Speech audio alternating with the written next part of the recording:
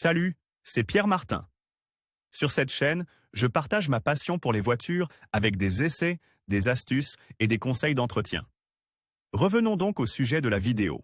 La teinte des vitres de voiture est à la mode depuis de nombreuses années. Voici ce que dit la législation à ce sujet. Les avantages des vitres teintées. Les vitres teintées sont très utiles pour améliorer le niveau d'intimité à l'intérieur, en empêchant fortement d'être vues de l'extérieur. Mais elles optimisent également les économies et la consommation d'énergie, car elles réduisent la quantité de chaleur dans l'habitacle, en permettant de réduire l'utilisation de l'air conditionné pendant les journées chaudes. Parmi les avantages des vitres teintées figure également l'augmentation du niveau de sécurité de la voiture, car si elles sont correctement installées, elles éliminent presque totalement le risque de projection de fragments de verre dans l'habitacle en cas d'accident, protégeant ainsi la voiture et les passagers. Enfin, il protège l'intérieur de la voiture en réduisant les effets négatifs des rayons du soleil qui, avec le temps, abîment les tissus et les matériaux d'ameublement. Si vous ne les avez pas encore et que vous envisagez de les installer sur votre voiture, il est bon de savoir comment le faire et ce que dit la réglementation à ce sujet. La réglementation sur les vitres teintées. Pour les raisons susmentionnées,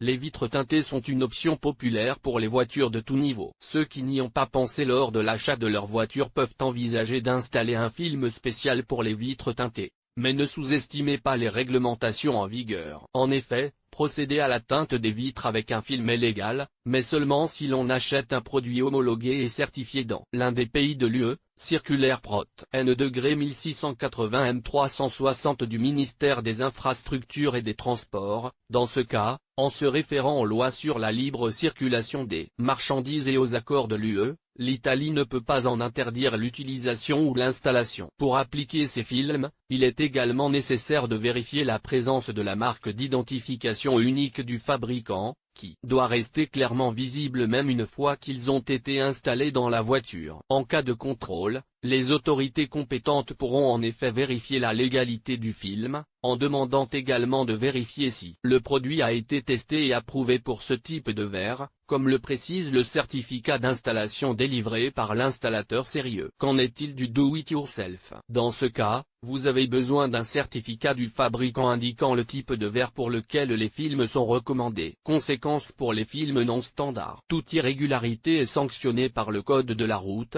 qui prévoit des amendes allant de 85 à 338 €. N'oubliez pas que les mêmes règles s'appliquent également aux véhicules importés de l'étranger et immatriculés en Italie. Outre les exigences relatives à la légalité du produit, il existe des restrictions concernant les vitres sur lesquelles les films occultants peuvent être installés. Ceux-ci ne sont considérés comme légaux que lorsqu'ils sont appliqués sur les vitres latérales arrière et la lunette arrière, uniquement si la voiture est équipée de 2 rétroviseurs. En effet, la loi interdit totalement l'installation de films occultants sur le pare-brise, les vitres latérales avant et les rétroviseurs. Toute personne qui choisit de transgresser la loi en cas de contrôle s'expose à une amende de 80 à 335 €, ainsi qu'au risque de voir sa voiture soumise à un contrôle technique extraordinaire, après retrait des dispositifs interdits. En effet, rappelez-vous que la présence illégale de films occultants ne vous permettra pas de passer le contrôle périodique. Remarque: le teintage des vitres n'implique pas la mise à jour du certificat d'immatriculation du véhicule, publié dans la loi DIY pour voiture.